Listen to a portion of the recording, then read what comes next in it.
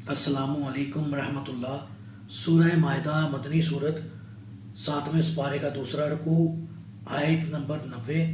اعوذ باللہ من الشیطان الرجیم، بسم اللہ الرحمن الرحیم۔ یا ایھا الذین آمنوا انما الخمر والمیسر والانصاب والازلام رجس من عمل الشیطان فاجتنبوہ لعلکم تفلحون۔ اے ایمان والو، یہ شراب اور یہ جوا، یہ آستانے اور پانسے سب گندے شیطانی کام ہیں، لہذا ان سے بچتے رہو تاکہ تم فلاح پا سکو۔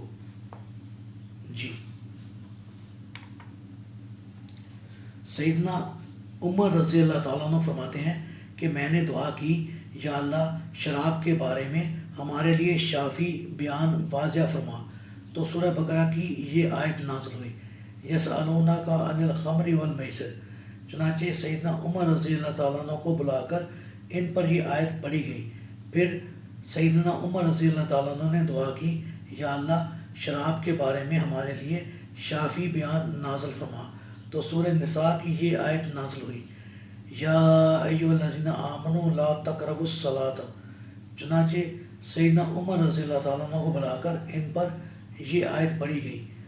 آپ نے پھر دعا کی، یا اللہ ہمارے لیے شراب کے بارے میں شافی بیان واضح فرما، تو سورہ مائدہ کی یہ آیت نازل ہوئی، انما یرید الشیطان۔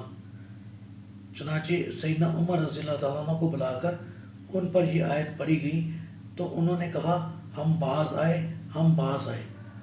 سیدنا جابر رضی اللہ تعالیٰ عنہ کہتے ہیں کہ احد کے دن صبح کچھ لوگوں نے شراب پی تھی، اسی حال میں وہ شہید ہوئے۔ اس وقت تک شراب حرام نہیں ہوئی تھی۔ سیدنا ابن عمر رضی اللہ تعالیٰ عنہ فرماتے ہیں کہ میں نے سیدنا عمر رضی اللہ تعالیٰ عنہ کو رسول اللہ صلی اللہ علیہ وآلہ وسلم کے ممبر پر کھڑے فرماتے ہوئے سنا، لوگوں شراب حرام ہوئی۔ شراب 5 چیزوں سے بنا کرتی ہے، انگور، کھجور، شہد، گیہوں اور جو سے، اور جس مشروب سے عقل میں فطور آئے وہ خمر ہے۔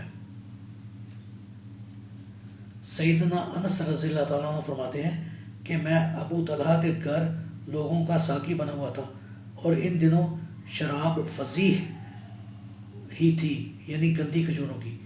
میں ابو طلحہ، ابو عبیدہ، ابی بن کعب، ابو ایوب، ابو دجانہ، سہیل بن بیضہ اور اپنے چچاؤں اور کسی دوسرے صحابہ کرام کو کھڑا ہوا شراب پلا رہا تھا، اور میں ان سب سے چھوٹا تھا۔ رسول اللہ صلی اللہ علیہ وآلہ وسلم نے ایک منادی کو حکم دیا کہ وہ اعلان کر دے کہ شراب حرام ہو گئی۔ ابو طلحہ نے مجھے کہا، جاؤ باہر جا کر سنو۔ میں باہر نکلا تو دیکھا کہ ایک منادی اعلان کر رہا ہے، سن لو شراب حرام ہو گئی۔ اتنے میں ایک آدمی آیا اور اس نے پوچھا، کیا تمہیں کوئی خبر پہنچی ہے؟ وہ کہنے لگے، کیسی خبر؟ اس نے کہا، شراب حرام ہو گئی ہے۔ ابو طلحہ نے مجھے کہا، باہر جا کر مٹکا توڑ دو اور شراب بہا دو۔ میں باہر نکلا اور سلک کے ایک بٹے کو اٹھا کر مٹکے کے پیندے میں مارا، مٹکا ٹوٹ گیا اور شراب بہہ گئی۔ اس دن مدینہ کی گلی کوچوں میں شراب بہہ رہی تھی۔ اس شخص سے یہ خبر سننے کے بعد لوگوں نے نہ اس کی تصدیق کی اور نہ ہی پھر کبھی شراب پی۔ سیدنا عبداللہ بن بریدہ رضی اللہ تعالیٰ عنہ اپنے والد سے روایت کرتے ہیں کہ آپ صلی اللہ علیہ وآلہ وسلم نے فرمایا، جو شخص انگور اترنے کے زمانے میں انگور سٹاک کر رکھے تاکہ اسے شراب بنانے والوں کے ہاتھوں فروخت کرے، اس نے دیدہ نشستہ آگ میں جانے کی کوشش کی۔ آپ صلی اللہ علیہ وآلہ وسلم سے پوچھا گیا، کیا شراب بطور دوا استعمال ہو سکتی ہے؟ آپ صلی اللہ علیہ وآلہ وسلم نے فرمایا، شراب تو خود بیماری ہے، یہ شفا کیا دے گی؟ سیدہ عائشہ رضی اللہ تعالیٰ عنہ فرماتی ہیں کہ آپ صلی اللہ علیہ وآلہ وسلم نے فرمایا، ہر نشہ آور چیز حرام ہے۔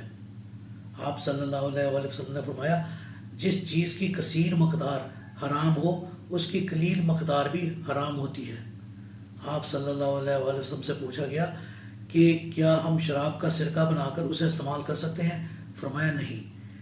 ابن عباس رضی اللہ تعالیٰ عنہ فرماتے ہیں کہ قبیلہ ربیہ کا ایک وفد مدینہ آیا تو آپ صلی اللہ علیہ وسلم نے ان لوگوں کو حکم دیا کہ فلاں فلاں برتن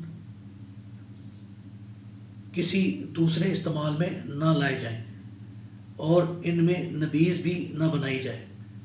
آپ صلی اللہ علیہ وسلم نے ایسے برتنوں کا نام لیا جن میں اس زمانے میں شراب بنائی جاتی تھی، انہیں بھی توڑ دیا جائے۔ اللہ تعالیٰ سے دعا ہے اللہ تعالیٰ ہمیں ہر قسم کے حرام کاموں سے محفوظ فرمائے اور ہمارا خاتمہ ایمان پر فرمائے، آمین۔